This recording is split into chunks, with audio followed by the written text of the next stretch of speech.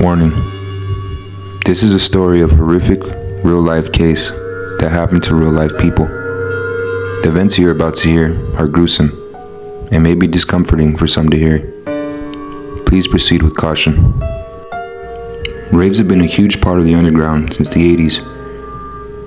Originating in secrecy throughout gay clubs in the UK, the need to take MDMA and party with crazy flashy lights and loud techno or house music has swept America like wildfire.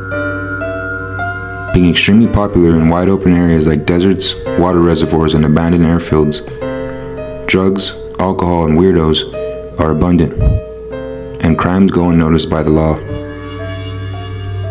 Going to these events with the wrong people could easily turn a great night out into your very last night alive. Although drugs are an addictive stimulant for relieving stress, going out to raves responsible and with a good crowd is still extremely important. A lack of judgment could be the difference between you returning home and disappearing. Welcome to the unknown as we dance our way into the Mojave Desert, where we find the bodies of deceased young couple and the remnants of a World War II bunker.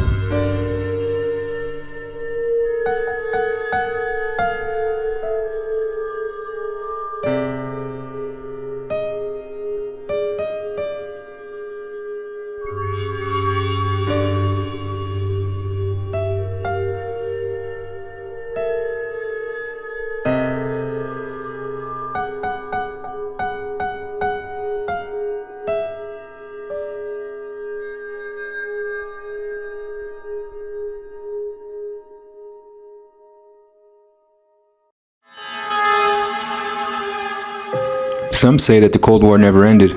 The proxy war was fought on all corners of the planet, and the tension would be felt across the world.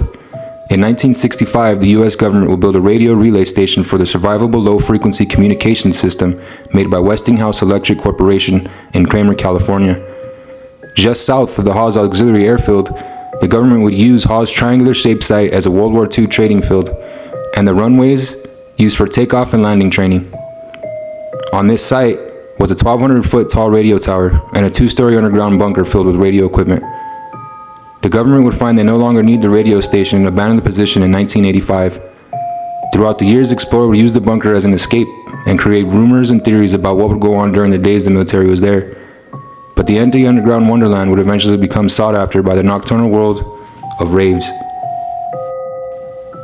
Wayne and Linda McLaughlin had a history for being abusive towards each other, and even psychiatrists had no hope for them getting any better.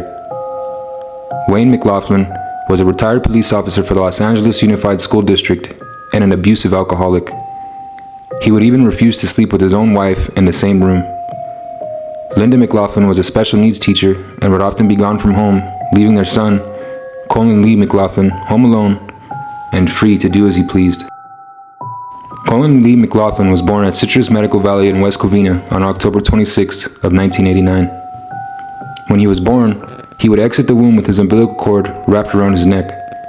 Depriving him oxygen in the earliest stage of life would ultimately change the way his brain developed forever.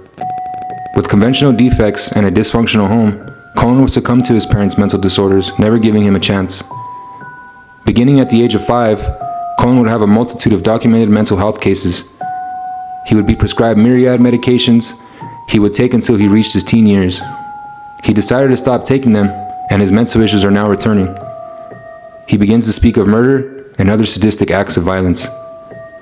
Attending 7 different schools, group homes, juvenile hall, and a psych ward twice, Colin had no intentions of living a normal life. I find the list of mental disorders Colin had to be very disturbing. Not only did Colin not have a chance at a normal life, but the victims he had chosen had absolutely no chance of escaping. Colin's diagnosis between the age of 5 and 18 consisted of attention deficit disorder, developmental coordination disorder, oppositional defiant disorder, chronic depression, paranoia, thought disorder with psychotic features, bipolar disorder, and a chemical addiction to drugs and alcohol. This kid was a lunatic and had extreme fits of rage. At the age of 12, he smeared his feces all over the wall anytime he would get mad. In September of 2004, Colin gets in a huge fight with his mother. He's thrown in a fit of rage and smashes a picture frame over his head. He then uses the broken glass to threaten to kill his father and himself. Being a drunk and abusive lowlife, it's no surprise Colin would wish death upon his father. In 2011, Wayne McLaughlin dies of a diabetic heart failure, leaving Colin's mother the sole caretaker of the boy.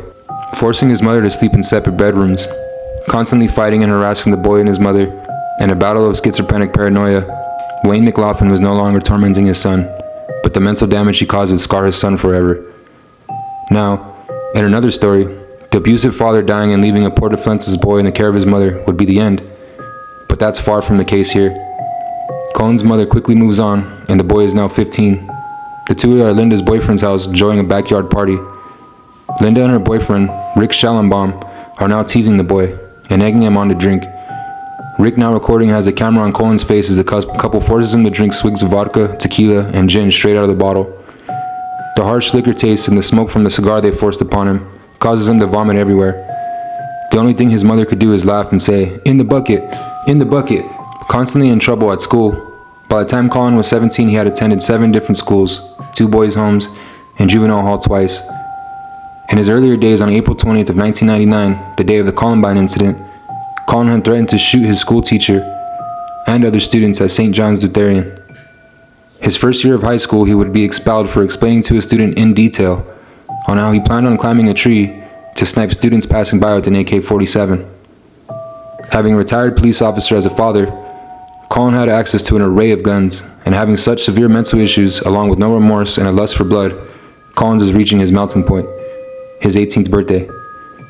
On August 17th of 2007, 2 months before his 18th birthday, and despite of his mental health issues, Collins would have his probation terminated.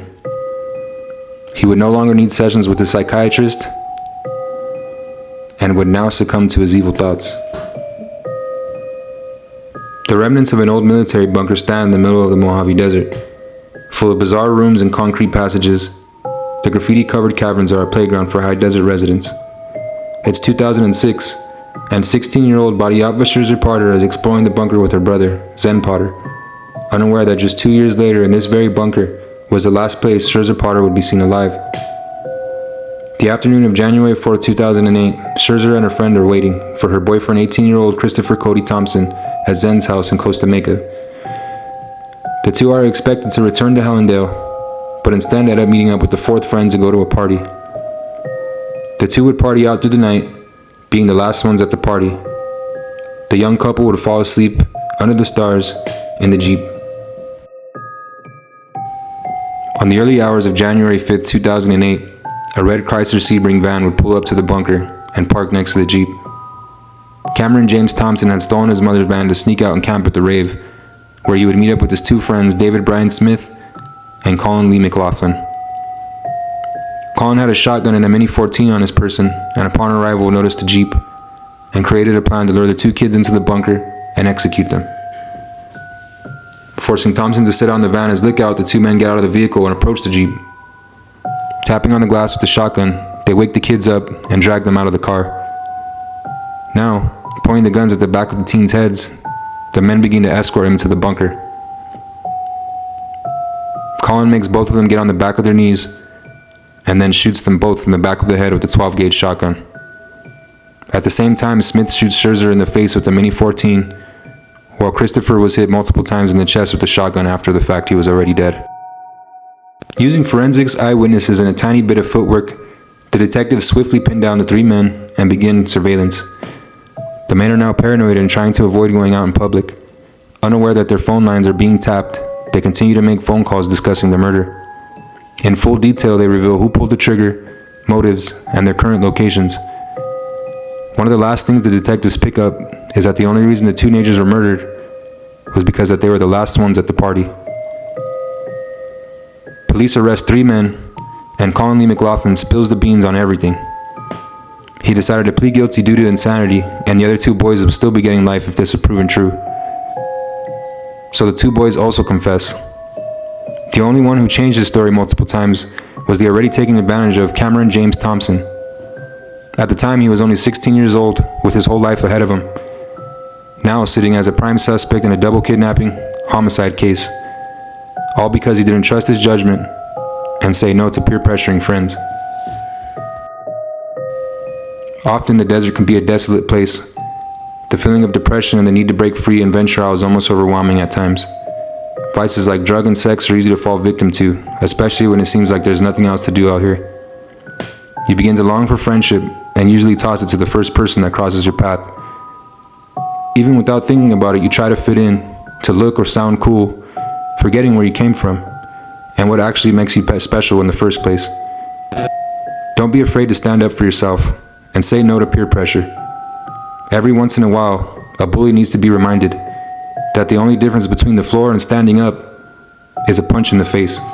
Thank you for watching. Please like, comment, and subscribe for more strange stories, true crimes, mysteries, and urban legends of Southern California. Be careful of the unknown, or you may become one of Mojave's.